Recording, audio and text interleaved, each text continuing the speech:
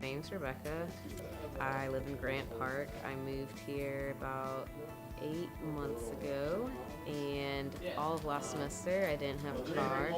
I got my bike at Outback. It's a U District Torker. I don't bike as much now because I have a car, but when I did bike a lot, I don't know. I bike 20 miles a day.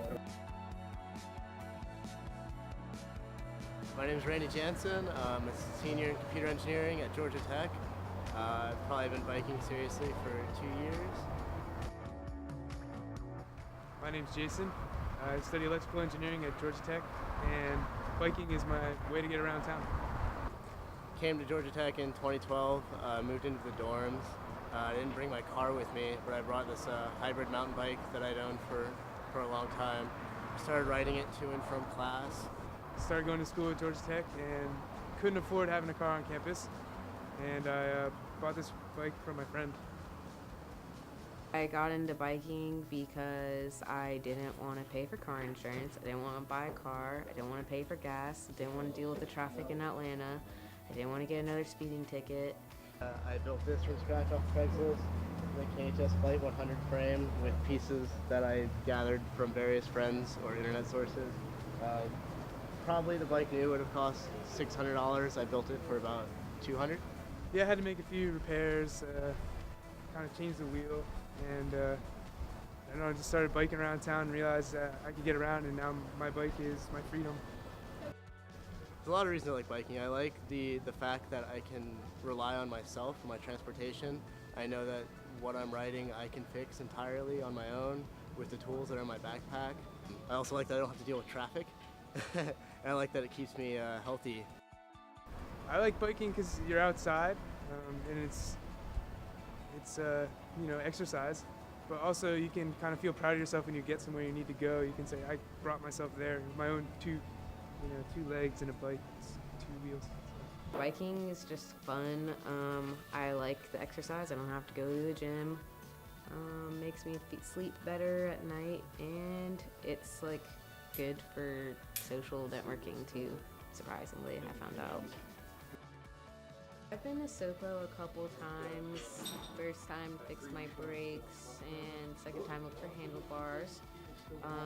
So I'm just someone who goes here, don't volunteer or anything. It's pretty cool. It's donation based, so like you donate time that they've helped you or for parts that you've gotten or something like that. It's really awesome because for people like me who like don't have all of the tools, like there's a pretty high initial cost for some of these things, and they provide them for you so that you don't have to buy it. So it's pretty cool. Hi, I'm Adam. I'm the volunteer coordinator at SOPA. So it started out with just a bunch of friends who all rode bikes sort of for commuting, getting to work, maybe for their jobs, even deliverers, and not having money or time to give their only source of transportation to a bike shop for a week to have it fixed up. They realized that there was sort of a need not only for the tools that it takes to fix bikes, but for the knowledge and resources too. And so they pulled together, bought some tools. She started out in a house first, I think, but then eventually created a mobile repair situation that they took to different places to help people fix bikes. And eventually they acquired the space in East Atlanta. Operated there for a few years and then moved here. And so the philosophy behind SOPO is sort of a community tool chest, sharing knowledge as well as the tools here. We're open to everyone to come in, and people can come and learn to fix their own bikes. That's a big emphasis, is that we don't fix bikes for people, but we give the people the knowledge and the tools necessary to learn their own bikes. And that's what the volunteers here primarily do, is teach other people how to fix bikes. And so we're very proud of that. It's like a very DIY, sort of self-empowering organization, which is a great aspect of SOPO.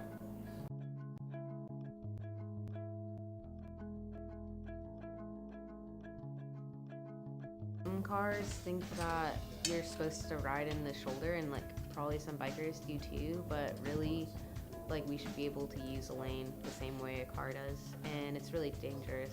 It's like when somebody is riding in the shoulder, if there's like a pothole and they have to swerve into the lane, the car can so if you're in the middle of the lane, you can swerve into the shoulder, and it's like less dangerous. There's just, I wish there were more bike lanes, and that people would stop telling me to get off the road and go on the sidewalk. That happens to me like much more frequently than I would like. People be like, get off the road, and people sometimes trying to like run me off the road. But like biking on the sidewalk is dangerous because you can hit people, and like there's way more potholes in the sidewalk, and it's really bad for your bike. Yeah, those are my concerns. Safety concerns. I mean, you should wear your helmet. You should use lights, flashing lights, front and rear. You know, don't skimp out on the safety elements of your bike. Make sure your brakes are good. Brake with your front brake. Ride with lights. Obey the laws. Don't run red lights. Don't run stop signs. Signal your turn.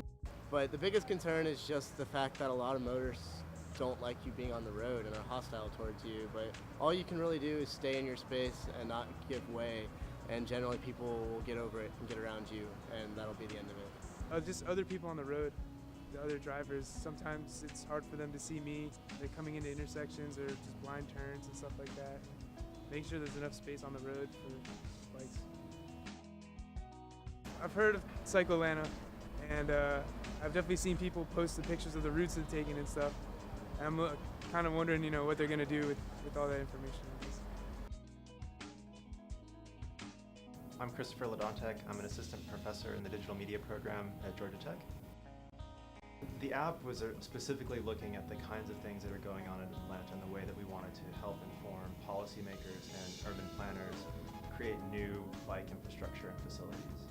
So one of the things that Mayor Reed is currently working on is doubling the number of bike track miles in Atlanta. And so this is a way for him to do that, or for the city to do that, by looking at where cyclists are currently going and meeting the need where it exists rather than kind of guessing. A cyclist can start the app and they say, okay, when I begin my ride, I hit start and it starts recording, and at the end of the ride they hit save. At that point they tell us something about the ride, so the reason that they took the ride, was it for commuting, was it a social ride, was it for exercise? They also have a chance to tell us about themselves, so we ask a series of just general demographic questions, as well as a very specific question on the kind of rider that they are. And so they self-categorize on a type of rider, and that helps us understand some of the motivations or the choices behind the routes that were taken. So we can look at the data set and we can say, oh, we know that the very confident riders in Atlanta tend to go in particular ways. And people who are less confident, maybe they don't want to be riding in traffic, or they don't want to be riding up major hills, will take different routes. And that tells planners something important about where to put new facilities that will address the widest possible population of riders. One of the things that it's doing is it's allowing a much larger population of cyclists to have some direct input into the planning of new facilities. So we have over 1,500 cyclists who have been using the app and providing data on where they ride. And that's a substantial number of people over a year and a half of the app being in use. And it gives a much broader picture of kind of who is in the city, who is riding their bikes, and where they're going.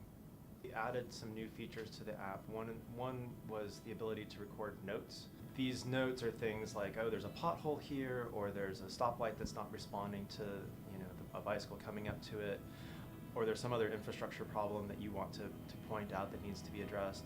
And so we're trying to promote that particular feature out into the community so that we start to generate this local knowledge about where things are. So on the one side, we have the positive things that would be useful for the community to start to share about, you know, ways to actually successfully navigate Atlanta on a bicycle. But then there's also the part of, you know, given the facilities that we already have, or the states of the streets that we already have, can we get that information to the city so that they can start fixing those potholes or start looking at some of the traffic lights that aren't responding to bikes.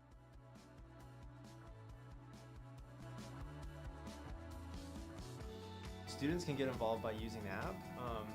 We also are looking at ways to have students participate in figuring out what to do with the data. So we have this collection of data, and so what are the interesting kinds of things that people might want to know about Atlanta and cycling in Atlanta, really to support that kind of grassroots community effort.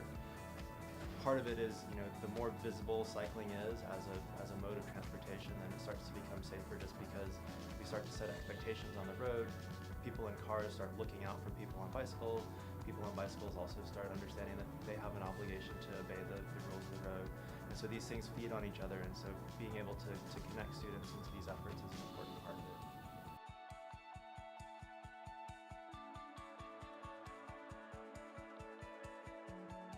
I would encourage everyone to bike, and then we would have more of a bike-friendly city because they'd be forced to like put in more bike lanes and for drivers to be more aware of bikers.